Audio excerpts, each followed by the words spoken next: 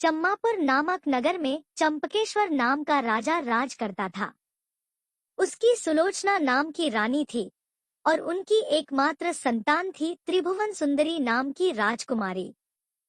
त्रिभुवन सुंदरी सचमुच अपने नाम के अनुरूप थी, गुणों और सौंदर्य का अद्भुत मेल। बचपन से ही उसमें न केवल शारीरिक सुंदरता थी, बल्कि उसका स्वभाव भी सभी को मोहित कर लेता था। जैसे जैसे वह बड़ी हुई, उसका रूप और निखरता गया। नगर भर में उसकी सुंदरता और गुणों की चर्चा होने लगी। जब त्रिभुवन सुंदरी युवावस्था में पहुंची, तो राजा और रानी को उसकी शादी की चिंता सताने लगी। वे चाहते थे कि उनकी बेटी के लिए कोई ऐसा वर मिले जो न केवल गुणों में श्रेष्ठ हो, बल्कि राजकुमारी की गरिमा के अनुरूप भी हो।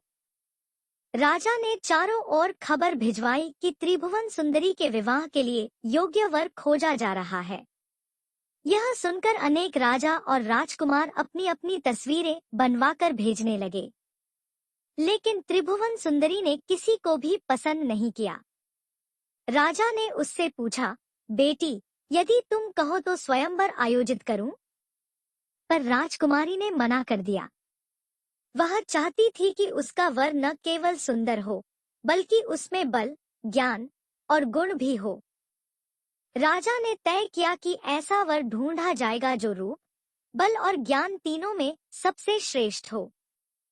कुछ समय बाद राजा के पास 4 दूर-दराज के देशों से 4 वर आए। प्रत्येक ने राजा के सामने अपनी अपनी विशेषता का वर्णन किया। पहला वर ने कहा, महाराज, मैं कपड़े बुनने की ऐसी विद्या जानता हूँ जो इस संसार में कोई और नहीं जानता। मैं एक कपड़ा बनाकर 5 लाख में बेचता हूँ। उसमें से 1 लाख देवताओं को चढ़ाता हूँ, 1 लाख अपने अंग पर लगाता हूँ, 1 लाख अपनी स्त्री के लिए रखता हूँ और शेष 1 लाख से अपने खाने पीने का खर्च चलाता हूँ। इस कला में मेरी बराबरी कोई नहीं कर सकता। दूसरा वर ने कहा, मुझे जल और थल के सभी जीव जंतुओं की भाषा का ज्ञान है। मैं यह समझ सकता हूँ कि वे क्या सोचते हैं और क्या चाहते हैं। यह विद्या मुझे सबसे अलग बनाती है। तीसरा वर ने बड़े आत्मविश्वास से कहा, महाराज, मैंने शास्त्रों का इतना गहन अध्ययन किया है कि इस क्षेत्र में मेरा कोई मुकाबला नहीं कर सकता। विद्या और ज्ञान में मैं अद्वितीय हूँ। चौथा वर ने कहा, मैं शब्दवेदी तीर चलाने की कला में माहिर हूँ।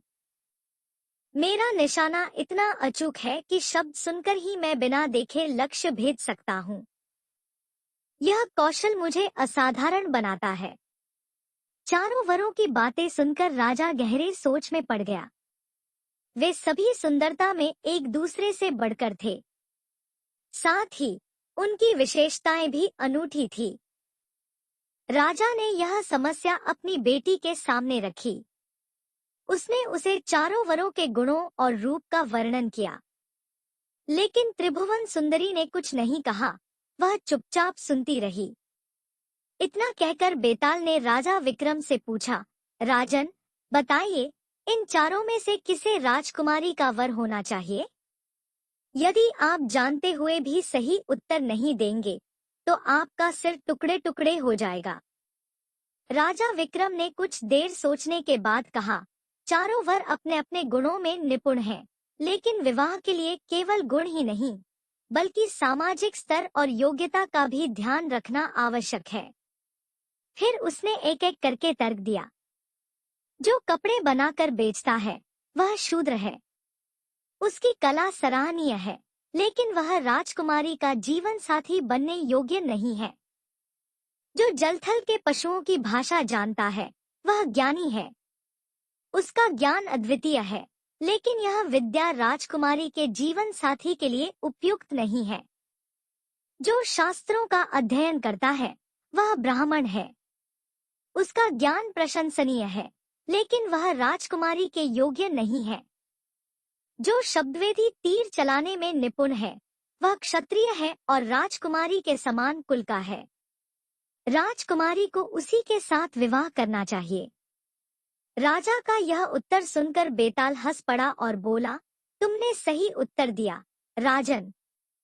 लेकिन मेरे प्रश्न का उत्तर देकर तुमने मौन तोड़ा, इसलिए मैं फिर से चला। इतना कहकर बेताल राजा के कंधे से उड़कर गायब हो गया।